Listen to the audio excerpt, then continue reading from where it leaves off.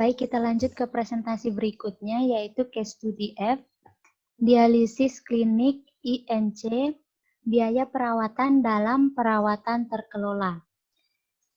Dari kelompok 3, yaitu saya, Serina, dan rekan saya, Sania. Yang pertama, gambaran umum klinik. Dialisis klinik INC atau DCI adalah klinik dialisis layanan lengkap yang independen nirlaba di Midwest selama tahun berjalan. DIC memperoleh laba sebesar $225,29 atau 7,5% pada pendapatan lebih dari $3 juta. Pasien dialisis menderita berbagai kelainan ginjal yang mengakibatkan ketidakmampuan ginjal mereka untuk membuang sisa-sisa penumpukan darah.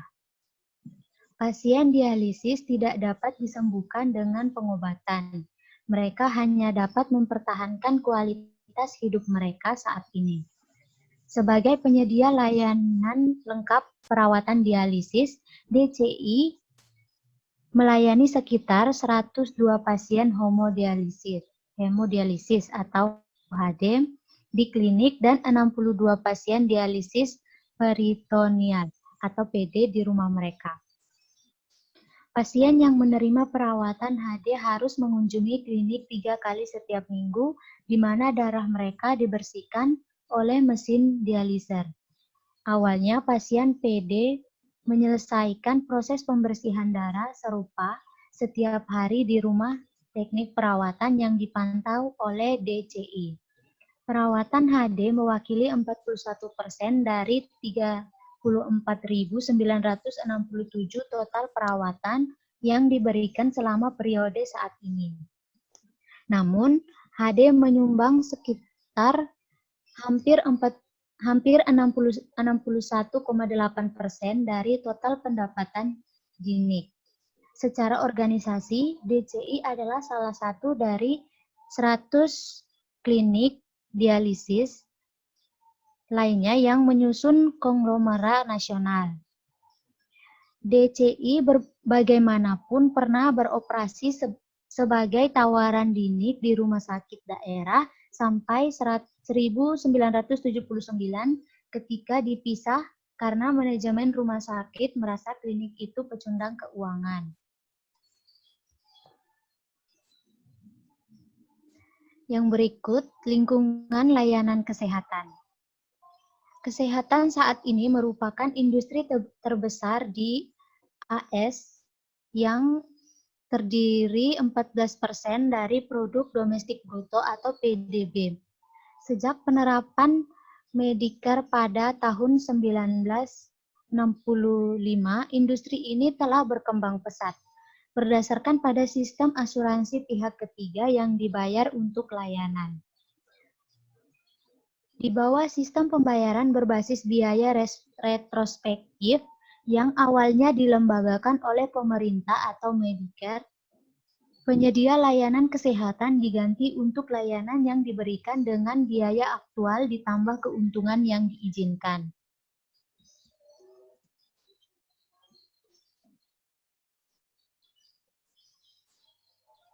Pada tahun 1983, Medicare menerapkan sistem pembayaran prospektif baru atau PPS yang menetapkan tingkat penggantian tetap untuk layanan atau perawatan rawat inap. Tarif penggantian standar ditentukan untuk kategori perawatan atau kelompok terkait diagnosis atau DRGS, terlepas dari struktur biaya organisasi layanan kesehatan. Tujuan dari program baru ini adalah untuk menstandarisasi pemberian pengobatan, meningkatkan efisiensi pemberian layanan, dan mempromosikan pengendalian biaya. PPS membuat organisasi layanan kesehatan menilai apakah sistem pembayaran mereka mengakomodasi struktur penggantian harga tetap yang baru dan meningkatkan persaingan di antara penyedia layanan kesehatan. Industri perawatan kesehatan secara historis menekankan kualitas perawatan, tetapi bukan biaya perawatan. Namun demikian, fasilitas kesehatan menghadapi perubahan tingkat regulasi, misalnya Medicare tinjauan tarif, sertifikat program kebutuhan. Manajer fasilitas mulai membutuhkan data biaya tingkat perawatan yang tidak dirancang untuk disediakan oleh sistem informasi manajemen internal yang ada.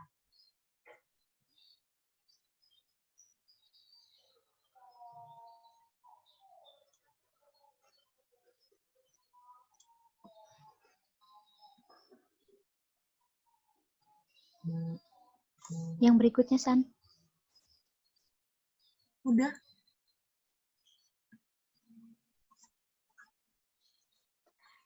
Oh ya. Metode biaya pengobatan alternatif. Model pertama, rasio biaya per model hari pasien atau RCP. Mengurangi total biaya menjadi biaya per hari pasien. Saat ini, beberapa fasilitas, misalnya panti jompo dan rumah perawatan, menerima penggantian berdasarkan jumlah hari pelayanan pasien yang diberikan.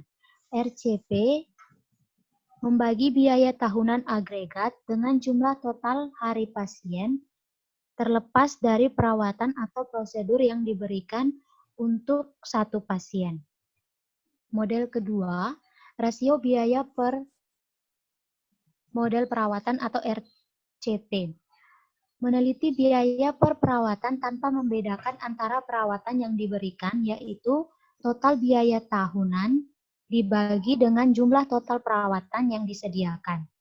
Saat ini, RCT umumnya digunakan dalam menentukan biaya layanan tambahan, misalnya X-ray dan laboratorium.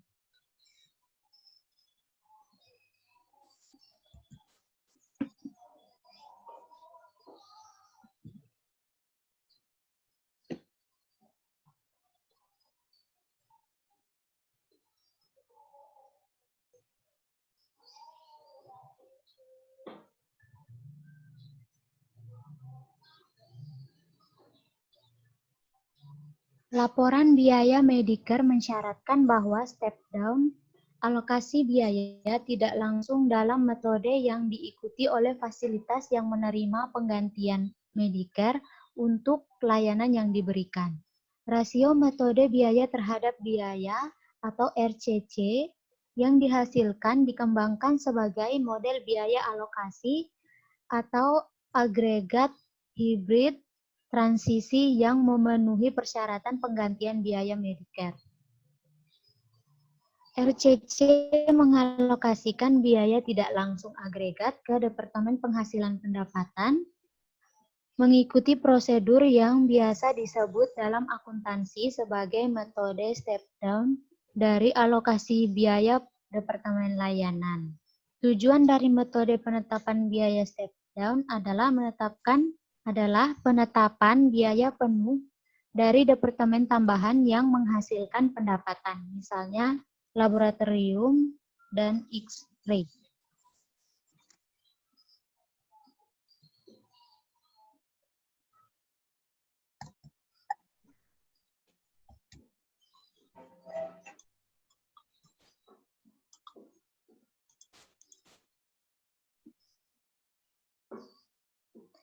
Meskipun metode step down memberikan informasi di tingkat departemen, perkiraan selanjutnya diperlukan dalam memperkirakan biaya perawatan individu atau prosedur yang dilakukan dalam departemen.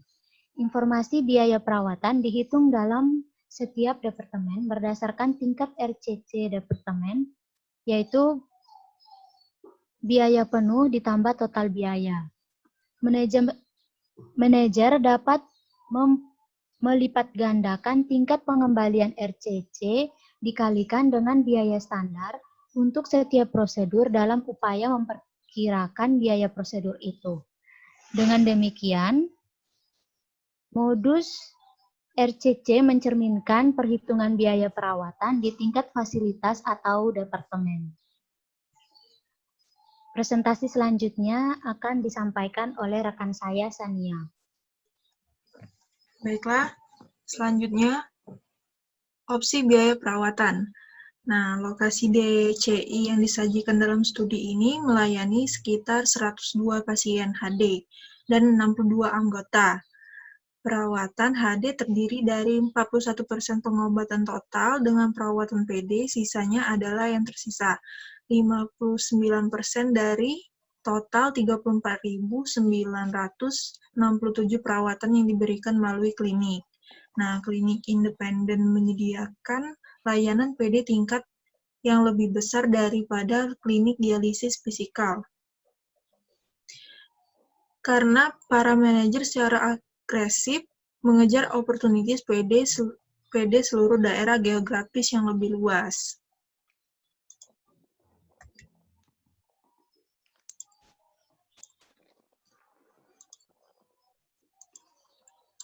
Masalah yang dihadapi staf klinik adalah bagaimana menafsirkan informasi biaya yang ada untuk menentukan keefektifan HD dan PD. Akan tetapi, pengobatan individu dan komparatif tunduk pada banyak penafsiran. Manajer dapat terus menawarkan HD atau PD maksud kami, dengan rendah, tentu saja mereka enggan mengurangi pelayanan apapun. Kinerja finansial negatif ditunjukkan oleh sistem biaya mereka, namun manajemen tidak nyaman dengan suku bunga dari analisis biaya. Kasus ini didasarkan untuk mengatasi dilema, yaitu memperkirakan biaya perawatan yang lebih baik, menilai profitabilitas treatment, dan merekomendasikan pendekatan penghematan biaya. Proses perbaikan biaya perawatan.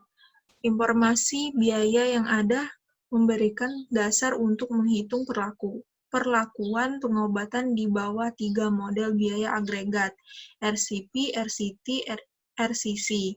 Namun, masing-masing metode tradisional memperlakukan tenaga kerja atau sebagian besar layanan keperawatan, peralatan tahan lama atau depresiasi, dan pemeliharaan, dan overhead umum atau fasilitas dan administrasi sebagai biaya tetap, tanpa mempertimbangkan permintaan yang ditempatkan pada sumber daya ini dengan alternatif perawatan.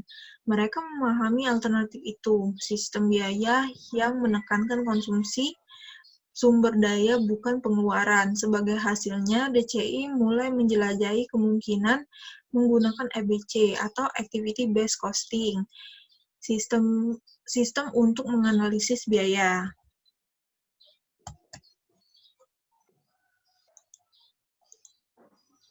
Nah, di fase 1, analisis overhead umum. Manajemen klinik awalnya mengarahkan perhatian mereka terhadap analisis overhead umum. Biaya overhead umum mewakili 26% pendapatan. Detail yang dihilangkan biaya dalam kategori ini diperoleh dari catatan finansial. Biaya overhead termasuk biaya terkait dengan pendudukan, pelayanan, biaya sewa, dan perlengkapan umum. Pada tahap awal dari proses pengadaan biaya, 4 kumpulan biaya overhead dengan pendorong aktivitas yang sesuai diidentifikasi sebagai strategi utama. Pada titik ini, perhitungan awal dibuat dari biaya pengobatan, hanya analisis ABC untuk biaya overhead, tenaga kerja, dan biaya peralatan tahan lama tidak dianalisis dalam hal kumpulan biaya. Pada tahap awal proses perbaikan biaya, sebaliknya biaya ini bersifat agregat dan dialokasikan untuk jenis perawatan individu. Berdasarkan jumlah perawatan, tidak ada perbedaan antara sumber daya yang dikonsumsi untuk HD dan PD karena klinik mengurus bahwa biaya kerja dan peralatan adalah biaya tetap yang tidak berubah apapun prosedur yang dilakukan. Di fase kedua, analisis tenaga kerja dan layanan perawatan dan peralatan tahan lama.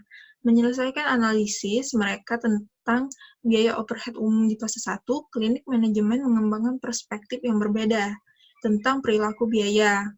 di mana mereka menjelaskan pemahaman mereka tentang kegiatan yang dilakukan dalam klinik dan berkaitan dengan kegiatan yang dilakukan oleh staf klinik. Sebagai hasil, mereka mengubah posisi mereka dalam pelayanan tenaga kerja atau keperawatan dan biaya peralatan yang awet. Sejauh ini, sebagian besar biaya peralatan tahan lama klinik yang berkaitan dengan dialiser yang digunakan dalam perawatan HD. Selain itu, perawatan HD yang diberikan kepada para pasien PD biasanya akibat komplikasi juga mengalami ganti ruginya. Kesimpulan, tidak seorang pun dengan sengaja memilih untuk mendorong metode pengiriman perawatan kesehatan yang menghambur-hamburkan sumber daya yang terbatas. Nah, sayangnya di sini diberikan sistem biaya yang lebih buruk. Metode pengiriman yang mahal sebenarnya dapat didorong. Demikian pula pengobatan alternatif yang lebih cost efektif. Cost efektif dapat secara keliru dikurangi atau dihentikan. Klasifikasi asumsi dan data dari metode biaya apapun sangat penting. Biaya yang akurat karena sistem biaya dapat mempengaruhi keputusan manajer untuk menyediakan atau menghapus prosedur atau metode pengiriman alternatif. Jika metode perawatan atau pengiriman dieliminasi untuk alasan biaya di tempat lain dan dengan demikian mengancam kelangsungan keuangan organisasi secara keseluruhan. Solusinya adalah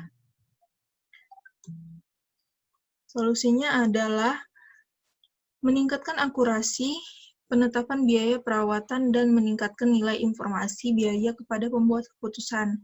Ketika informasi biaya diidentifikasi secara akurat, eksekutif layanan kesehatan dapat secara efektif memastikan potensi keuntungan jangka panjang dari kontrak perawatan terkelola mereka. Baiklah, sekian presentasi kami. Apabila ada yang ingin ditanyakan, silakan. Baik, saya mau tanya, nama saya Asih, NIM S432002013.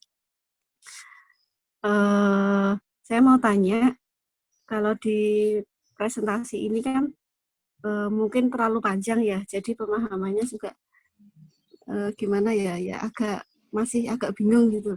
Bisa dijelaskan secara ringkas saja itu kasusnya bagaimana dan penyelesaiannya seperti apa? Oke, Mbak.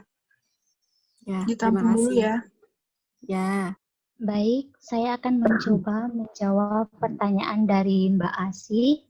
Kasusnya seperti apa dan solusinya bagaimana?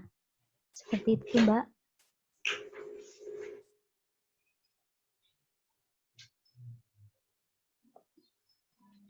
Ya, betul, Mbak. Iya. Menurut kami, ini tentang layanan kesehatan ya, Mbak.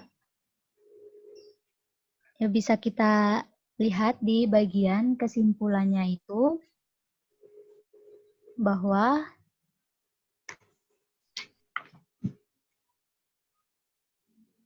pengobatan alternatif yang lebih atau cost efektif dapat secara keliru dikurangi atau dihentikan. Klasifikasi, asumsi, dan data dari metode biaya apapun sangat penting.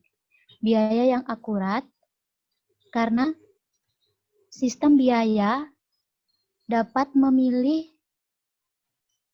mempengaruhi keputusan manajer untuk penyediaan atau menghapus prosedur atau metode pengiriman alternatif. Jika metode perawatan atau pengiriman dieliminasi untuk alasan biaya di tempat ini dan dengan demikian mengancam kelangsungan keuangan organisasi secara keseluruhan. Jadi solusinya adalah meningkatkan akurasi penetapan biaya perawatan dan meningkatkan nilai informasi biaya kepada pembuat keputusan. Ketika informasi biaya diidentifikasi secara akurat, eksklusif, layanan kesehatan dapat secara efektif memastikan potensi keuntungan jangka panjang dari kontrak perawatan terkelola mereka. Gimana Mbak Asih? Baik, terima kasih. Apakah ada yang lain ingin ditambahkan? Ditanyakan? Ulangi aja. Assalamualaikum warahmatullahi wabarakatuh. Di sini saya Muhammad Heru Amri. NIM-nya S43200 2005, ingin bertanya soal kasus dialis klinik ini. Nah, ini ada nggak kaitannya sama materi non-financial performance measure ini, atau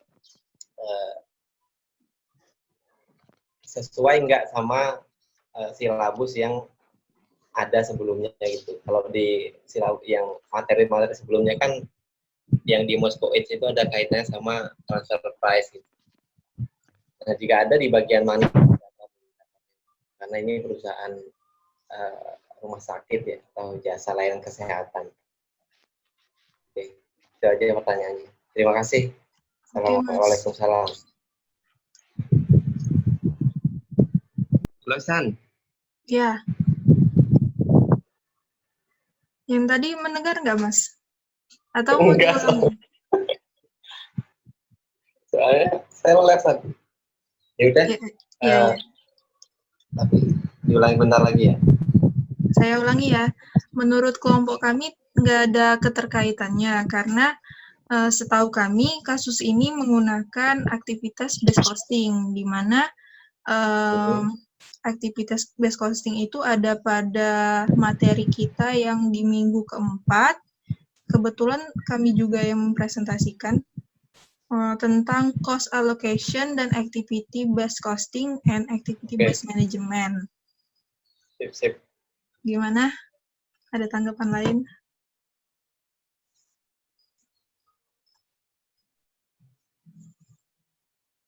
Kalau nggak ada, saya akhiri ya.